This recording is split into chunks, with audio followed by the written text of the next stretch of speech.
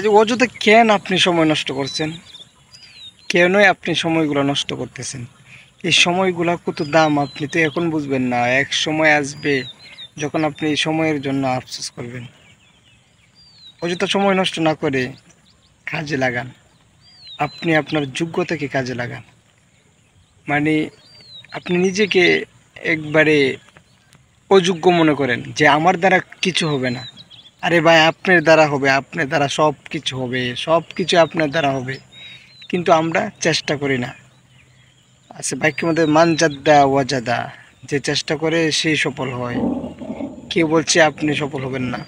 চেষ্টা করতে থাকেন, সফলতার মালিক তো আল্লাহ। অযথা অন্য মানুষের পিছনে, মেয়েদের পিছনে না পড়ে আপনি আপনার যোগ্যতাকে কাজে লাগান।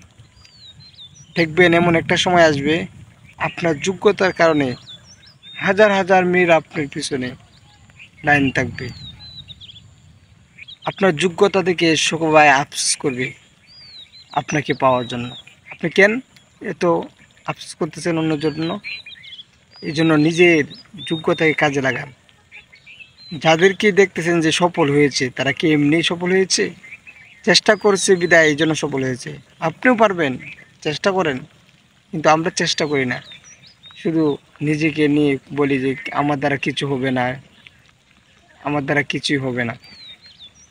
আরে ভাই, আপনার দ্বারা সব কিছু হওয়া সম্ভব, কিন্তু কাজ করতে হবে, চেষ্টা করতে হবে, তাহলে অবশ্যই